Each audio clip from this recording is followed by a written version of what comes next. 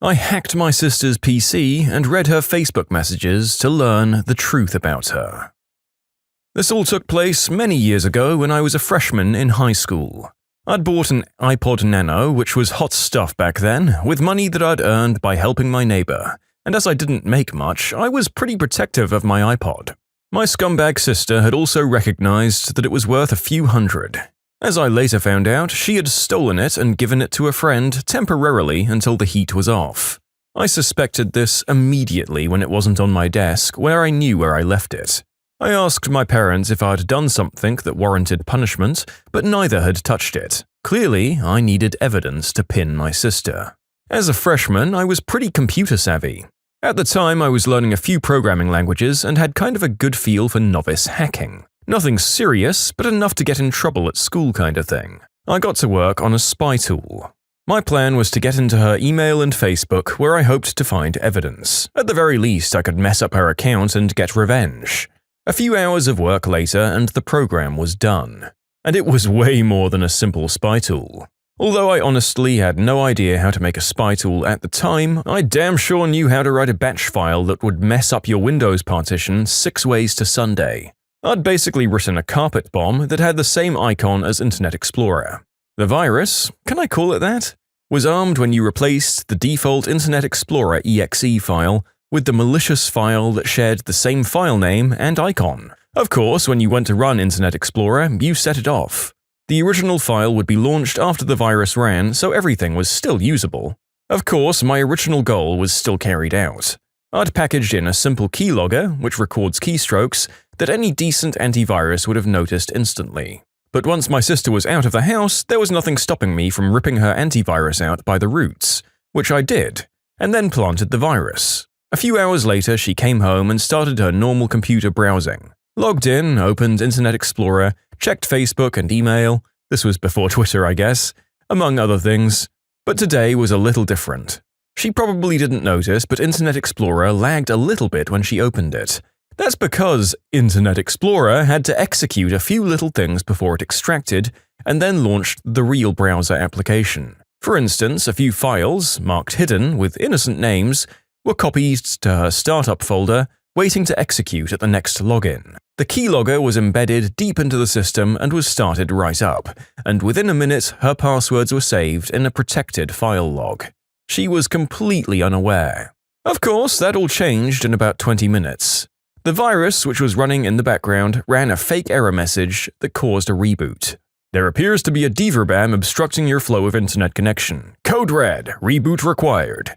She was somehow dumb enough to not instantly realize that this was some sort of malware and just patiently waited for the login screen. As soon as she logged back in, the hidden startup files ran and she was greeted with some weird message and important-looking command prompt windows, which were busy doing important things like deleting system files and corrupting huge registry chunks. Suddenly, she was getting errors about things like her hard drive being jammed with peanut butter and Windows has detected an intelligence deficit in the user. Consider a system upgrade, complete with an annoying beep noise every time she tried to close it. Her CD tray kept popping open no matter how many times she closed it. She even got a snarky message, "Put it in me, babe," every time it opened back up. Meanwhile, in the background, a small script uploaded the keylogger file to my FTP account and deleted the keylogging portion as well as the hidden startup files, just in case an investigation was done. Naturally, this triggered her mashing the power button and waiting for the screen to turn off. She knew something wasn't right as soon as she had the login screen and everything was at 640 by 480 resolution. At this point, she asked me to come and fix it. Because I was the computer nerd in the house, I had to contain my laughter. Just try logging in. This is really weird. I have no idea why this would happen." The desktop was a beautiful pixel collection featuring 256 colors. That was a lot a couple of decades ago, and barely distinguishable icons. Her theme was set to Windows Classic, which she hates with a passion. She's one of those people who spend hours customizing the look of icons, cursors, and other meaningless things. Unfortunately for her, I had plans with friends and couldn't help her with her computer. Sorry about that, sis. All programs and hardware drivers were gone, so she had no luck running a browser amidst the chaos, or even getting an internet connection in the first place. In the end, I got my iPod. I spoke to her the next day and asked for it back. Naturally, she claimed not to have it. She didn't know that I'd read her Facebook messages and already knew that her friend had it. She and her friend were messaging about how to turn it off or something. I asked my parents right in front of her, "Can you ask her to show her Facebook messages just so she can clear herself?" I thought I heard her saying something to her friend about the iPod and about how she'd talk about it on Facebook. Sure enough, my sister broke down and said that she was just borrowing it. Obviously, my parents forced her to show the messages, which clearly proved how it was a little more than borrowing that she had in mind. My dad recommended that she have someone fix her laptop. Luckily, I was around to do it, and for $20, I'd be happy to reinstall Windows. And that, ladies and gentlemen, was how I got even with my sister. I'm so sorry this was a gosh darn novel, but I hope you enjoyed it. Wow, this was certainly on track to set up a sibling rivalry for the ages. I can't help but think you might have just been able to do the messenger thing from the start, but then again, your sister did try to rob you of a few $100s of property, so why not stealth break her computer and charge her to fix it? As per usual, I'm going to say that, yeah, she's a jerk, but they were also presumably teens, so there was a time and room to change in the future. Seems like when they were presented with evidence, your parents were prepared to step in and enforce the law, so in the end, justice was served. Also, if it sounds like the narrator was just blindly reading off the script when it came to descriptions of the various hacking terminologies, that's because that's exactly what was happening. The kid had more computer knowledge in his early teens than most people I know do in their adult computer-based jobs. Seems like he was just destined for a bright career in IT. Just to think that his history of paid work in that field started with a humble $20 system reboot of your brat sister's laptop in the early years of your life. Such humble beginnings. Of child-free weddings and entitled parents losing their minds. My fiancé and I are going to get married in a few months.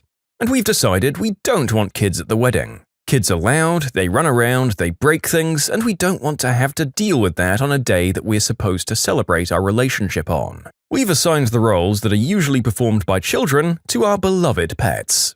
My dog will be the flower girl, my fiancé's dog will be the ring bearer, and my two cats are co-maids of honor. Our friends, boyfriends, sisters, and my boyfriends and their partners think this is adorable. Alas, our other relatives do not share this enthusiasm. My boyfriend's parents said they thought it was strange and were hoping that his cousin would be the ring bearer, but they've accepted it because they want us to be happy. And my parents threw a fricking fit and accused me of placing animals above children. I calmly explained to them that this was my fiancé's and mine wedding, and it really wasn't their place to decide who could be a part of it. Our pets are well-trained and well-behaved, which is more than I can say about our relatives' kids. My parents aren't coming to my wedding because I refused to follow a certain sexist wedding tradition, that of the father giving away the daughter.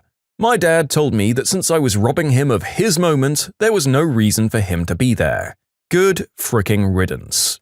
One of the friends I've known since childhood is a mother of 3 and was going to be one of the bridesmaids. She was horrified when she learned that my dog and cats will be in the wedding party. Surely her 3 ill-mannered children should have that honor. She threatened to not come to the wedding. I made it easier for her by taking her name off the guest list.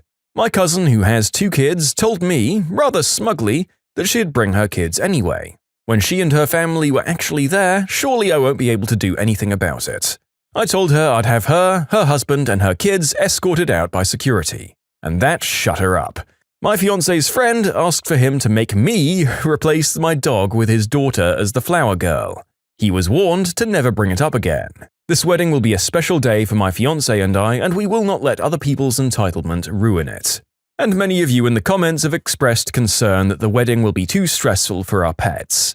I assure you it won't be. First of all in all, 32 people will be there, all of whom our pets know and are comfortable around them. Second of all, the ceremony won't be a traditional one that lasts over an hour. Ours will be over in about 15 minutes. Our pets won't be at the reception, which can be overstimulating for them. Someone else sent me a message asking if the kids' feelings will be hurt. I doubt any child actually enjoys weddings. Plus, we'll be sending all of the children of relatives and friends gift baskets with toys, chocolates, and other things. I think they'll be pretty happy. Okay, I get that this couple's ruling is strict, but the sheer entitlement and disrespect coming from their guests is something else. Parents outraged that you are ruining their special day? Friends saying that they're going to crash your wedding with their kids in tow? If trawling the feedback to the story taught me one thing, it's that kids don't enjoy weddings. I know all of us adults love the chance to see our friends happy, get drunk and dance and hook up with other non-newlyweds, but from my hazy early childhood memories, a wedding is basically being told to not move or talk during a boring long ceremony and then playing tag with a bunch of strangers' kids outside. Apart from the divas who desperately want to be in the wedding party as flower girls or ring bearer boys, the regular ones who have to sit through it won't really feel like they're missing out on anything, right? But yeah, I can get that it seems like the couple are ruling over their wedding with an iron fist, but honestly, it's their special day. If you don't like it, don't come. It seems like they have a very well-defined idea of what they want for it. At least they aren't those jerks who insist that people coming to the hen or stag do's fork over thousands of bucks for the parties. Also, ring bearer and flower doggos? That's too cute. Oh. If you like Am I the Jerk, you're probably going to love Am I the Genius. Check it out, linked below. Also, go to amithejerk.com/submit if you would like to submit your own stories. My dog sent an entitled parent and her kid to jail. Sit back and enjoy. This is a long one because apparently I just don't do short stories. Many years ago, I was living in a beautiful, sunny southern state. I had a cute little house that was completely fenced in. A 5-foot fence in front, an 8-foot fence on the sides, and a 10-foot chain-link fence in the back. I'm fortunate enough to work from home. My office was my patio, unless it was raining. My dog, Sari, who's a German Shepherd and Rottweiler mix, kept me company. At a year old, she was a big girl at 120 pounds. She was generally very sweet and kind, but quite protective as well. She was well trained, but also had a knack for disappearing to play with her animal friends. So I kept her on a chain too if we were outside. High school kids in the area had the tendency to use the alleyway behind my house to get to and from school. Most would stop and say hi to Sari and give her attention. She loved it. I honestly didn't mind. One day I noticed that any time Sari was alone outside, some kids would rattle the back fence, throw things at it, then scream and yell at Sari. The kids would run off before I could see who they were. In case things got worse, I brought some security cameras and brought Sari with me anytime I went inside when the kids would be around. One day I had to grab some work in the house and left Sari outside, just for a moment. From inside I heard the fence rattle and then Sari yelp in pain. I rushed outside just in time to see a kid try to throw a rock at Sari along with some other kids. I was angry. As I rushed over to Sari, I calmly asked them, "Did it ever occur to you why I keep my dog chained in a fenced-in yard?" And then I unhooked her.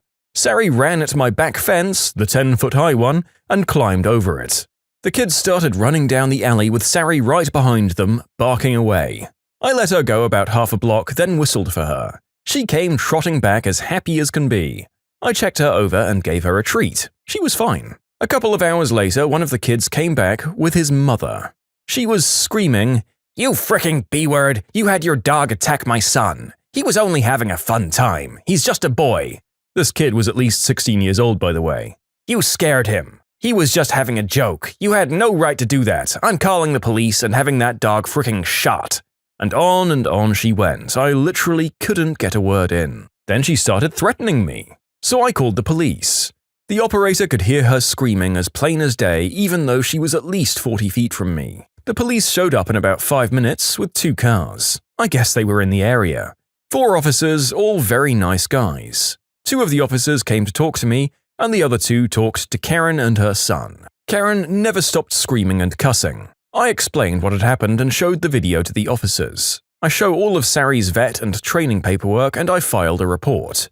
I asked to press charges. The officers were petting Sari all the while because she's demanding attention from her new friends. She's got her happy face on. And yes, Sari actually smiles, it's very cute. The 3 of us and Sari, on a leash, go outside towards the other group. We're about 10 feet from them when Sari suddenly cuts in front of me and starts growling. The skin around her face went tight, making it look like a hair-covered skull. The hair on her back rose up. Sari's very scary when she's like that. Karen started screaming. "See? That witch raised that dog to attack black people. Fricking racist C-word. That fricking dog needs to be put down." The 2 officers that I'd just been talking to were African American, so no. Her claim always annoys me, so I included it. I called back one of the officers that I'd been talking to. He didn't want to come too close as Sari was showing large teeth. So I moved back towards my house as quietly as I could. I told the officer that either the entitled parent or the kid were carrying a gun. That's why Sari started getting protective. It had happened several times before.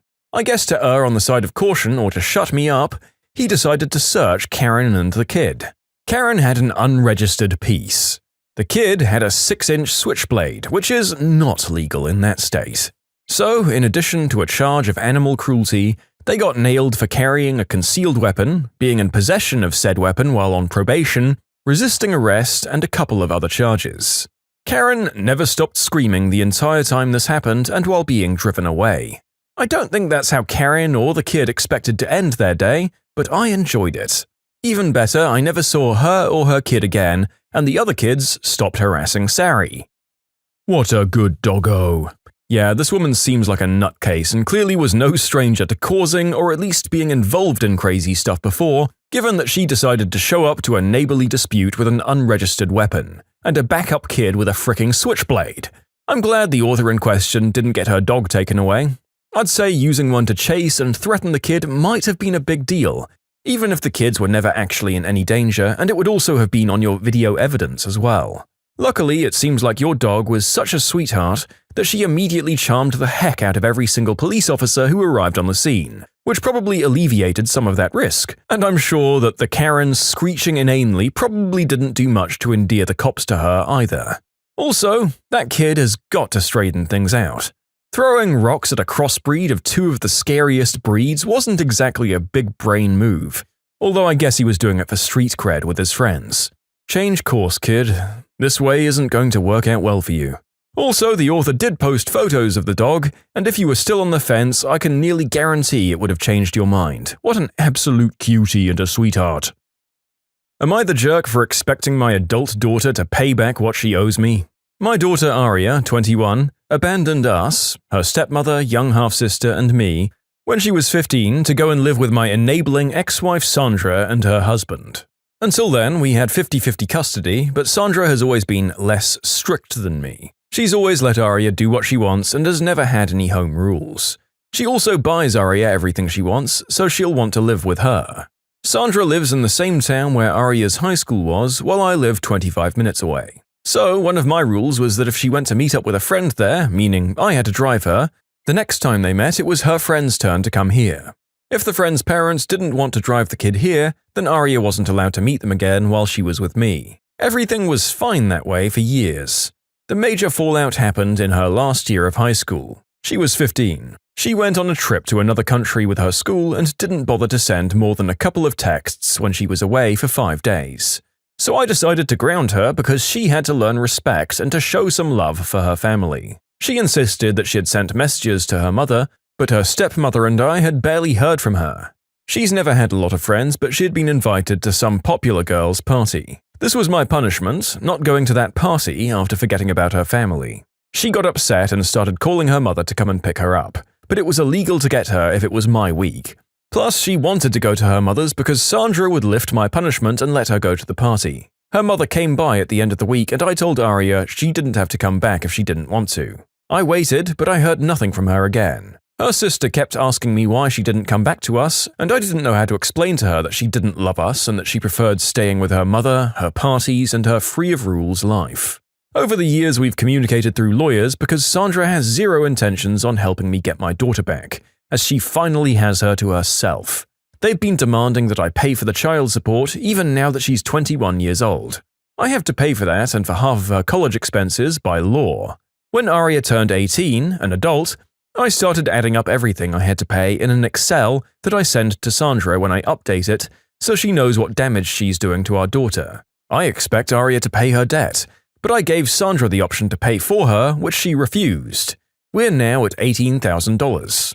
Aria's been trying to get in touch again. I told her that we can't fix the emotional part unless we fix the money part first. She needs to prove to me that she doesn't only care about the money. Sandra says I'm a jerk, but I think she is, since she's done nothing but try to take my daughter away, and she finally has what she wants. So, am I the jerk? What the hell? Am I missing something?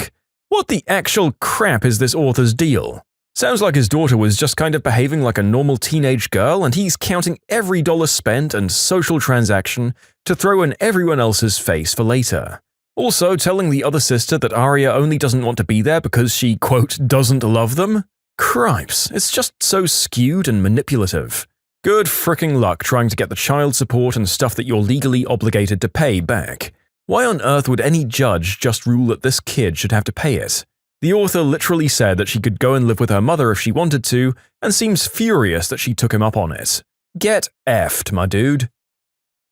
When you subscribe, make sure to hit the bell to turn on notifications. Put the playlist on in the background to finish listening to all the stories.